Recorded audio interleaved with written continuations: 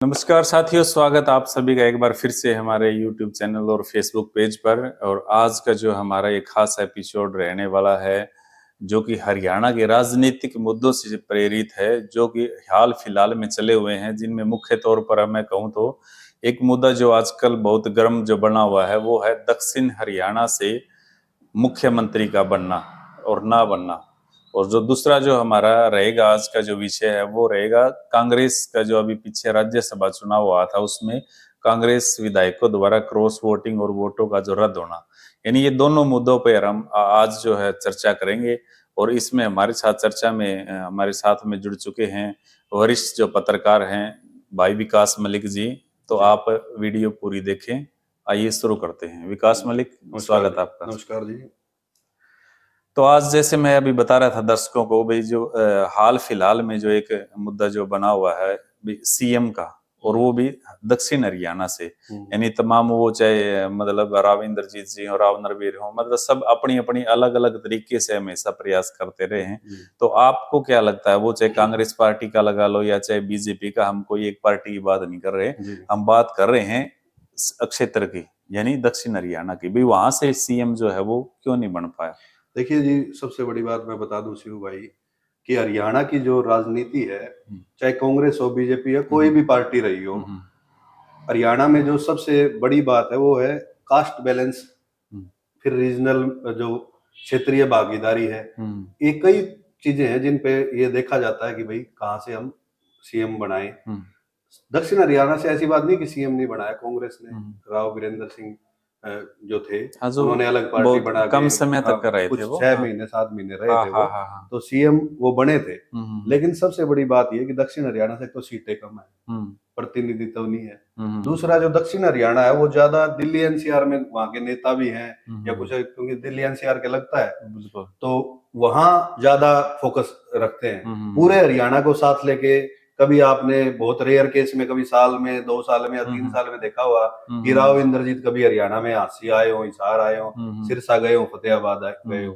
तो सारी चीजें ये है। और बाकी हमारी जो राजनीति है, 3 ही जिलों में सबसे ज्यादा रही सीएम, चाहे सिरसा ले लो, हिसार ले लो और भिवानी। भिवानी से चौधरी बंसीलाल थे, उधर सिरसा से चौधरी देवीलाल हुए, चौधरी ओम प्रकाश चौटाला हुए, और अपने हिसार से चौधरी भजन लाल हुए।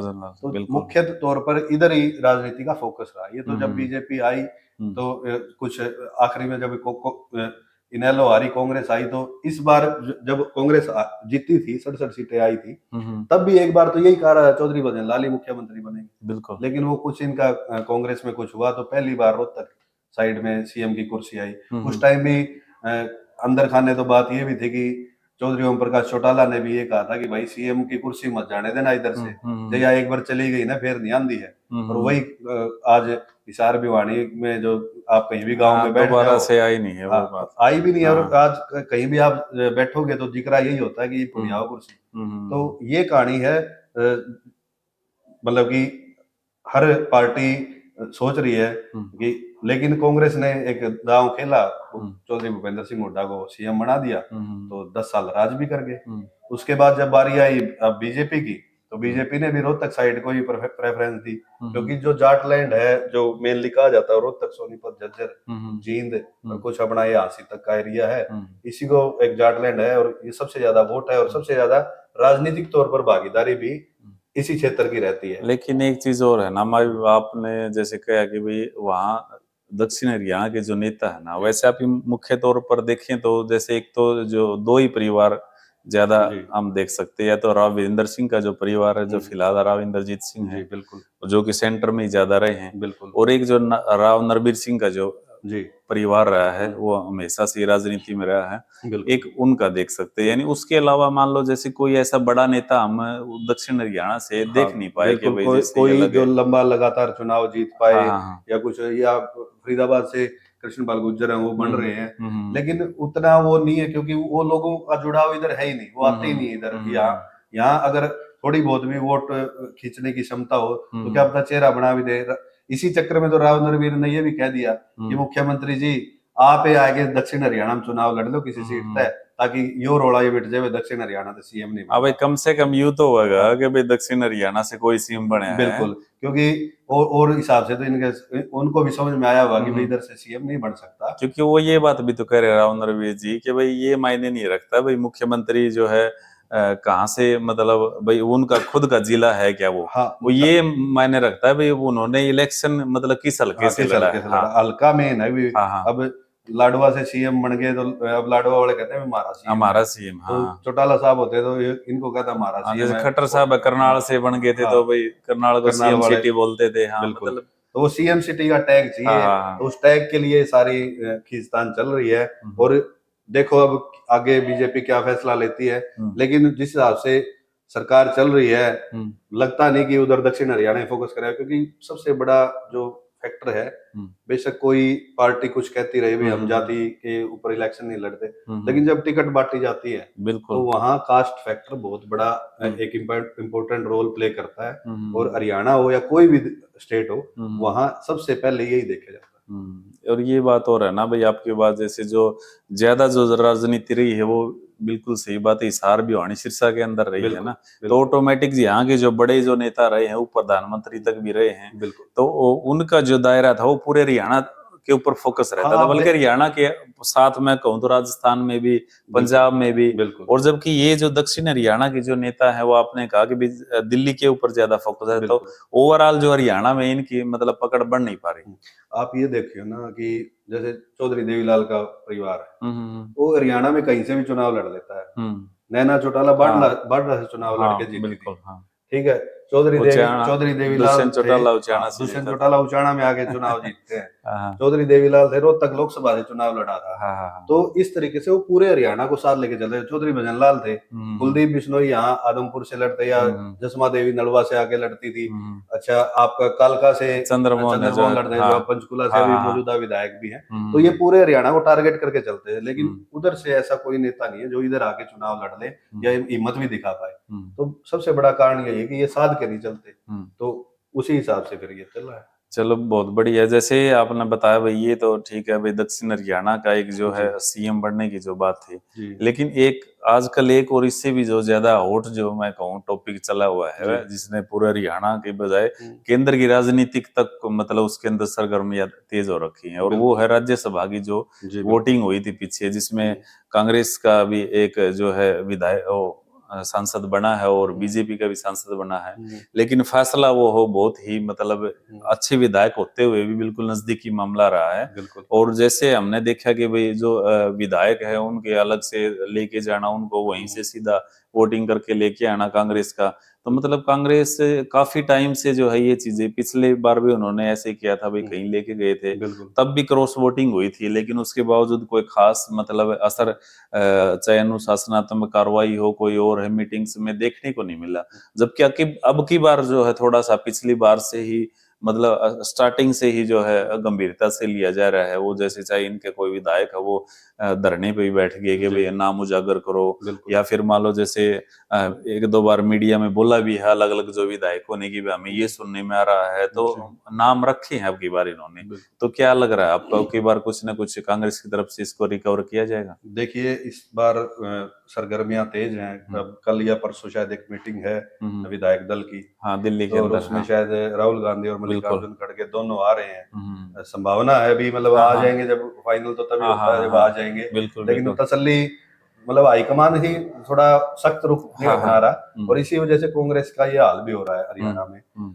सबसे बड़ी बात मैं आपको यहाँ बताऊं, मैं आज की नहीं, ये जब भी राज्यसभा चुनाव आता है ना, हर बार ऐसा कांड होता है। कभी कुलदीप बिश्नोई क्रॉस वोट कर जाते हैं, कभी किरण चौधरी का वोट इनवैलिड हो जाता है, पिछली बार इनका कभी निर्दलीय कार्तिक शर्मा जी पहुंच जाते हैं, अजय माकन हार जाते हैं। इस बार भी बिल्कुल नेक टू नेक था।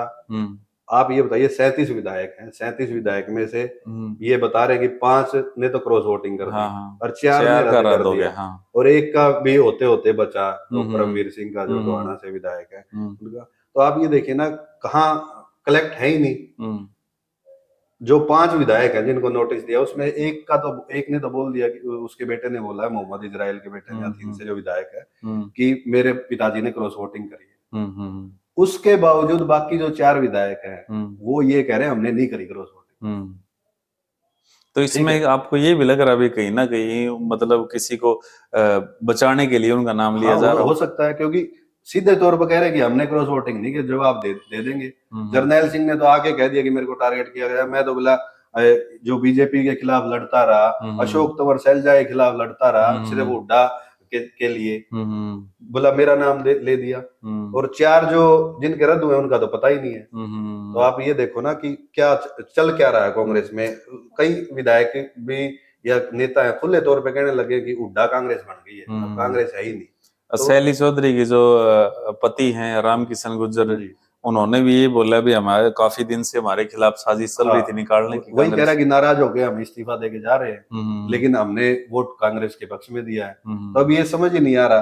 दूसरा, कर्मवीर बोध तो ये मान के चलो कि मतलब हरा ही दिया था एक हिसाब से, भाई तुक्का ही लगा कर्मवीर बोध का कि वो चले गए, नहीं तो सतीश नांदल का जाना तय ही था। सतीश नांदल बिल्कुल कंफर्म हुए बैठे थे कि मैं जाऊंगा, लेकिन वो जो एक वोट रद्द हुआ उसमें गलती बीजेपी के एक विधायक से भी हुई, सतीश वागड़ा से। उन्होंने भी एक हिसाब से गिफ्ट कर दी कांग्रेस को ये सीट, नहीं तो अगर उनका वोट रद्द नहीं होता तो सतीश नांदल की जीत तय पक्की थी। नहीं, जैसे इनेलो ने वोट नहीं की तो उसका भी तो कहीं ना कहीं इनेलो ने वोट इसलिए नहीं किया कि वो कांग्रेस की बी टीम, बीजेपी की बी टीम, ये रोड़ा चल रहा था ना, चीजों से जो है वो साइड हो गए, साइड हो गए। हाँ कि भाई देख लो ये कौन सी बी टीम है, कौन सी ए टीम है। तो उनको ही कैलकुलेशन पता थी। उन्होंने पहले 1 बजे प्रेस कॉन्फ्रेंस बुलाई थी, फिर देख लिया कि अच्छा कितने वोट डल लिए, फिर 3 बजे प्रेस कॉन्फ्रेंस बुलाई और तब कहा कि भाई हम नहीं एब्सटेन करेंगे, क्योंकि 4 बजे तक का टाइम होता है वोटिंग का। और उसके बाद आप 4 बजे के वोटिंग होने के बाद रात को 1-1:30 बजे रिजल्ट आया है। सबकी आंख, मतलब सबके नजर पूरे हरियाणा की थी भाई अब की बार भी कई कांड तो नहीं होने वाला। बिल्कुल, और वो आखिरी में बच ही गए, लेकिन कांड तो हो गया। 5 वोट क्रॉस होना और 4 वोट रद्द होना, 37 में से 9 तो ऐसे ही गए। ये तो, और यही बात बता दूंगा आपको, ये नाम सामने नहीं आते। ये तो जो गोकुल सेतिया है उसकी हिम्मत मान लो, और एक वो मंजू चौधरी है उनकी हिम्मत मान लो, वो जाके धरने बैठ गए कि नाम उजागर करो। अब ये नाम उजागर जो हुए हैं, अब वो नाम वाले कह रहे हैं कि हमने तो किया ही नहीं। तो कांग्रेस में ये एक जो सिस्टम चल रहा है ना, और ज्यादातर तो अब तो लोग कहने लगे कि भाई अब हुड्डा कांग्रेस हो गई है, अब नहीं है। आप ये देख लो, ये जो न्याय यात्रा चल रही है, वीरेंद्र सिंह का लड़का जो ब्रजेंद्र सिंह है, वो न्याय यात्रा निकाल रहा है। कहाँ कोई नेता ही नहीं दिख रहे हैं, अकेले चल रहे हैं बेचारे। वो कभी किसी को लाने की कोशिश करते हैं, कभी किसी को, लेकिन हुड्डा गुट कह लो या हुड्डा के जो समर्थक है वो उनका सपोर्ट नहीं कर रहे। तो कांग्रेस में एकजुटता है नहीं। एक हमारे जो प्रदेश अध्यक्ष बना रखे हैं कांग्रेस के, वो कोशिश कर रहे हैं बार बार, लेकिन वो खुद ही कह रहे हैं कि विधायक दल की जो बैठक उसमें पता नहीं मेरे को बुलाया जाएगा या नहीं बुलाया जाएगा। कल ही उनका बयान मैंने पढ़ा था, वो कह रहे हैं कि भाई अभी तक तो न्योता आया नहीं, अगर मुझे बाहर नहीं जाना हुआ तो मैं जाऊंगा, नहीं जाना हुआ तो जो अध्यक्ष है वही ये बात कर रहा है। तो आप ये देख लीजिए ना कि कांग्रेस में चल क्या रहा है। ये तो आप कहीं बैठ जाइए, कांग्रेस के जिक्र होता है उसी टाइम बोल दिया जाता है यार क्या जिक्र करना है, बता। एक 37 विधायक जीत के चले गए, वो भी इकट्ठे नहीं रह पा रहे। तो आप कांग्रेस की हालत देख सकते हो इस चीज। तो ये साथियों आज की जो हमारी चर्चा थी, दोनों टॉपिक पे हमने बातें की। आपको कैसा लगा, इसमें आपकी क्या राय है भाई, क्या कुछ मतलब हमने इसके अंदर और इम्प्रूवमेंट करना चाहिए, और जो इन टॉपिक्स के बारे में अगर आपको कोई और एक्स्ट्रा नॉलेज है कि भाई ऐसे नहीं कांग्रेस ऐसे कर लेती, या फिर दक्षिण हरियाणा का जो सीएम है इस तरीके से बन सकता है या फिर इसलिए नहीं बनागा, अपने जो कमेंट्स के माध्यम से अपना जो है अच्छी राय दें। और वीडियो को ज्यादा से ज्यादा लाइक करो भाई, शेयर करो, फेसबुक पे पेज को फॉलो करो। जय हिंद, जय भारत, राम राम।